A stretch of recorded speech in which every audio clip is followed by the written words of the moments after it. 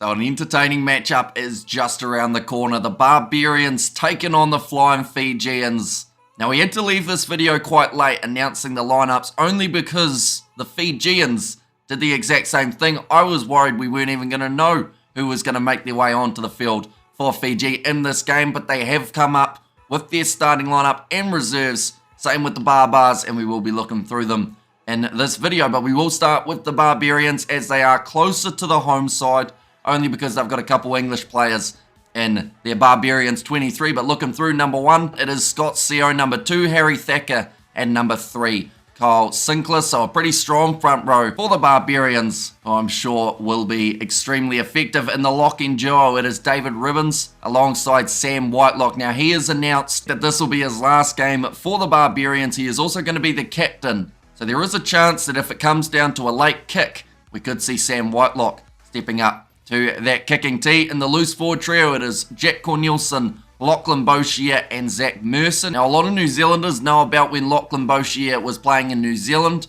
for the Chiefs, but once he's transferred over to League One, we haven't really seen a huge amount of him, only because they don't really show much of the Japanese rugby here in New Zealand. But I'm very curious to see how he goes, whether or not he's still got that ability of stealing the ball in every breakdown that he seemed to enter. But now looking through at the back line, Danny Kerr and Fergus Burke will be the 9-10 combo. Out on the left wing, it is Johnny May. And then in the midfield, they have got the French combination of Galfiku as well as Varumi Vakatava. So a lot of power and speed in there. And then 14 and 15, it's a bit of a Crusaders reunion, as it's going to be Lester Whainarnuku out on that right wing. And then at number 15, Che Fiaki. So a pretty strong Barbarian side.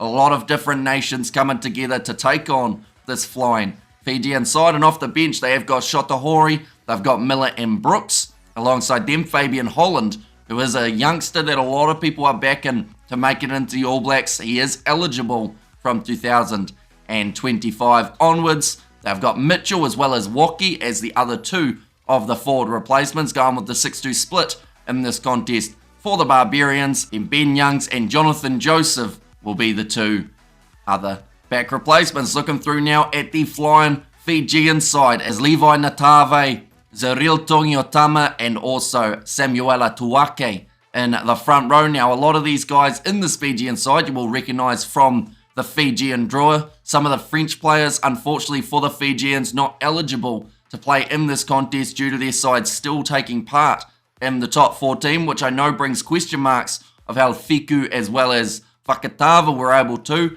but because of their sides already being knocked out of the top 14, it meant that they did have the opportunity of playing in this contest.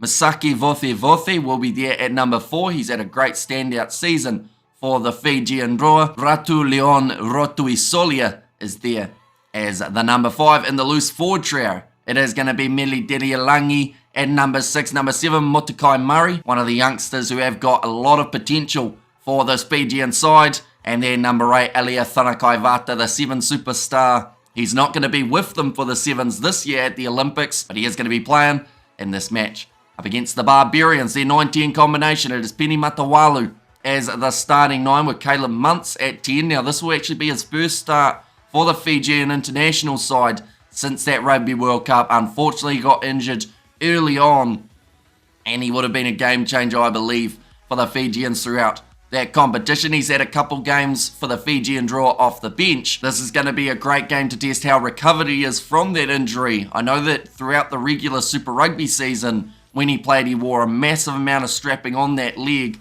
So hopefully he is 100%. Out on the left wing, it is Teniela Rakuro. In the midfield, Apasalomi Vota, as well as Apeli Wanaivithi. Vota we didn't really get to see a huge amount of for the Fijian draw. I believe that was due to an injury that he has now recovered from. Number 14, Apeli Momo, and then number 50, Vilimoni Botitu, who actually spent a little bit of that World Cup playing as the fly half, as well as pretty much anywhere else in the back line that they needed him. But the impact players off the bench, it is going to be Mezulami Dolakoto, Emosi Chinieri, and also Meli Tuni, Soana Silasila, and Kitioni Salawa. The other two forward replacements are going with the 5-3 split here rather than the 6-2 of the Barbarians. Moses Sorovi is there at 21. Great to see him get the opportunity here. Kimu Valetini at 22 and Isaiah Armstrong-Ravula is there as 23. He had the starting jersey at number 10 for the Fijian Drua, and I do look forward to seeing that battle between him and Muntz